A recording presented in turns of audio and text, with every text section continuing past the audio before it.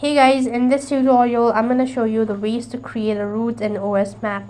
In order to create a route in OS map, you have to make sure to watch this video till the end.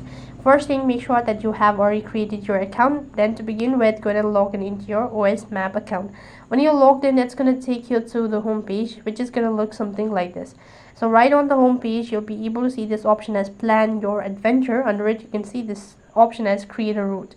I'm going to select get started button. Now you can go and explore your information, and for that case you have to make sure to have a premium plan, and only then you can go ahead and create a route in OS map. When you have a premium account, then you can directly go ahead and enter in the location for which you actually wish to set a route or create a route in OS map, and accordingly you've successfully set a route in OS map. So that's basically how you can create a route in OS map. That's it for this video. I hope the video was helpful. Make sure like, share and subscribe to our channel. Thank you for watching. See you in the next video.